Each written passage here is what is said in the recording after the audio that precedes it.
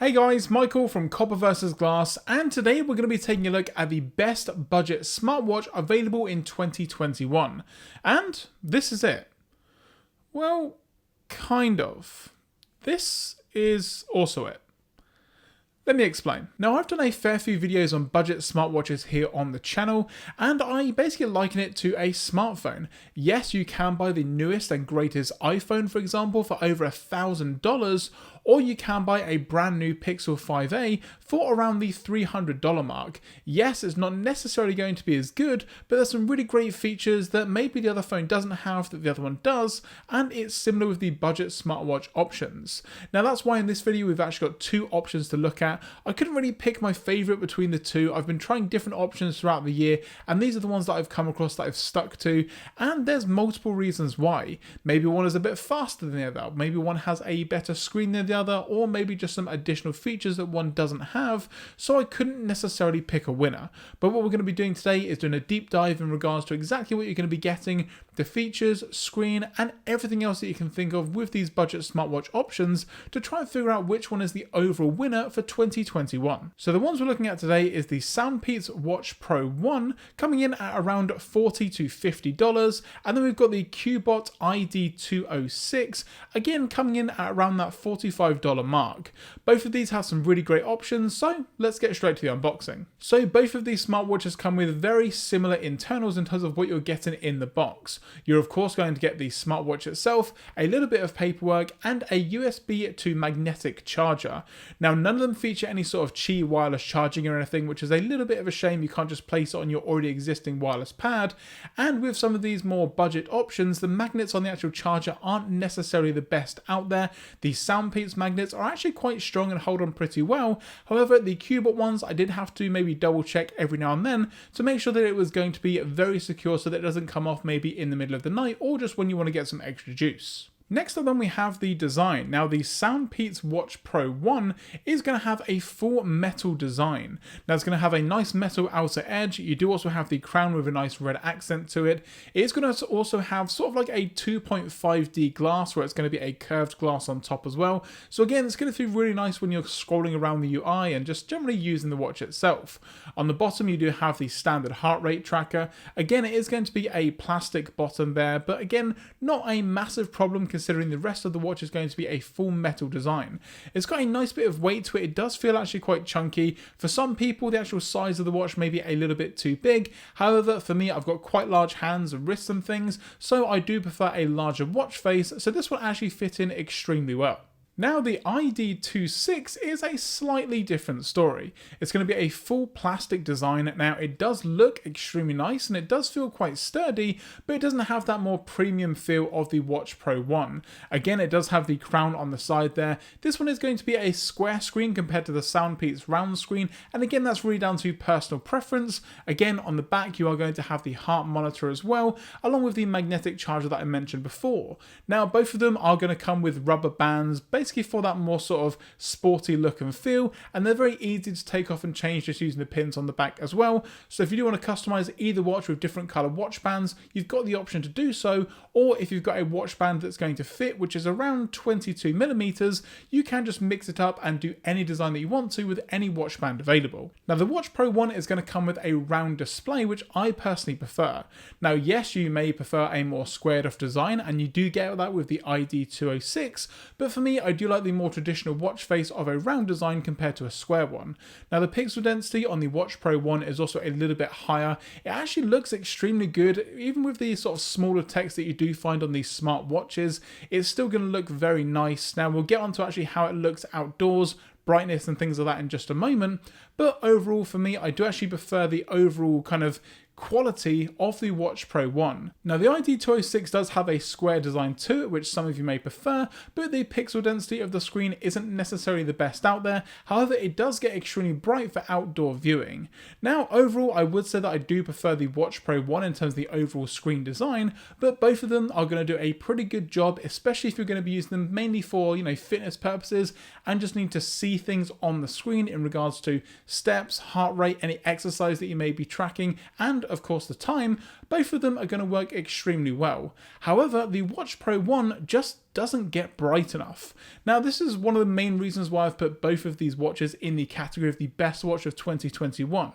Now, with the ID26, it's a very bright, vibrant screen that's actually quite easy to see outdoors, even though it isn't any sort of AMOLED screen. The Watch Pro 1 just doesn't get bright enough. When you're outdoors and you do need to look at the watch and actually view something, it's not the brightest out there, and I just wish that it went up a little bit more in regards to the overall brightness. Obviously then once you actually start touching the watch, you are going to get a lot more fingerprints as well, which just kind of hinders the viewing experience even more on the Watch Pro 1. So overall, for the quality of the screen, I would go for the Watch Pro 1. However, in terms of the overall brightness and viewing of the actual screen itself, the ID206 is the winner in that case. Next up then we have the features of the watches. Now again, both being a budget option, they're pretty much the same in regards to what they offer. You've got standard things on there. Now you can't actually install any applications like you can on a Wear OS device or even the Apple Watch, for example. So you're going to be getting exactly what's on the actual watch itself. Now you're obviously going to get, all of your exercises in regards to, running, jogging, swimming, all that sort of stuff. And you've got a ton of different options across both of the watches themselves. So again, you're pretty much going to be able to find that workout that you need. Now you do also have some options in regards to controlling music. You've got the stopwatch on there, any sort of timer and things, some weather options as well. So again, pretty standard affair in regards to what you're going to be getting in terms of features. But again, when you get into that kind of smartwatch side of it, one is a little bit better than the other, and it's for a very specific reason. Now, the Watch Pro 1 doesn't actually allow, or at least I can't find, any third-party integration when it comes to notifications. So I really only use WhatsApp for any sort of messages with regards to friends and family, and obviously Twitter, Instagram, and things like that, which I can't find anywhere on the settings in regards to getting it on the Watch Pro 1, which isn't necessarily the best thing out there. The ID206, you can basically just put a quick tick on, maybe WhatsApp or Twitter to get those notifications on your watch. Now, they're not the best notifications, you can't really do a lot with them, but it's very easy to see that you've, got a message from someone, or if you do need to respond quite quickly, as opposed to having to get your phone out of your pocket, which in my opinion is one of the main purposes of a smartwatch. Now, both watches do come with their own application. Now, with the Watch Pro 1, you've got the Sports application, and then for the ID206, you have the Very Fit application. Now, don't download the Very Fit Pro because that one doesn't work. Obviously, it's not going to be pro enough. Now, both applications are quite nice, but again, I would say the ID206's application is a little bit better. The overall layout and what you can and can't do with the application and the information that you can see is just a little bit better laid out, as opposed to what you're going to be getting with the Watch Pro 1. Now, that's not a deal breaker because obviously it's mainly down to what the actual watches can do, but getting all that data together if you are using it primarily for fitness is definitely important to do. So you want to have a really reliable application that you carry around on your phone that gets all of the information and puts it all in one place. Both of them sync extremely quick. When I open any of the applications between the two, all the information goes straight from the watch to the application very quickly, no sort of waiting around or anything like that. However, putting watch faces on either of the watches from their, respective marketplaces does take a little bit of time, and I say a little bit of time, you're maybe talking about 30 seconds to a minute. However, if you do want to cycle through a lot of watch faces to find the one that you're going to be looking for, you may be looking at around 10 minutes or so just to find a nice watch face. So again, not the best out there. I would probably just pick one that you like and stick with it. So after everything that we've spoken about, which watch is going to be the better option? Well, like I say, with the Watch Pro 1, you've got a really nice design, really sleek, and the interface is extremely fast. If you put the two side by side, you can see the Watch Pro 1 just glides through those menus, whereas the ID206 does have a bit of lag and a little bit of stuttering going between menus. Whereas the ID206 does have the better screen, and in some cases, some better options when you are going through those menus, when you're picking a workout, and just in general the day-to-day use of the watch itself. So both of them are pretty good, and both of them come in at around $40 to $50. So I don't necessarily think there's a clear winner. If you want one that looks better, I would go for the Watch Pro 1, and you're just going to have to live with the fact that the brightness of the screen isn't necessarily the best out there, but the rest of the watch is pretty good. However, if you do want that bright, vibrant screen that you can view outdoors and you don't need to worry about at all, then go for the ID206. It's a little bit slower, it's still got some great features, but overall the screen is a lot better, a lot more vibrant and easy to see outdoors. or you could just do the easy thing and just go with whichever one is going to be cheapest at the time.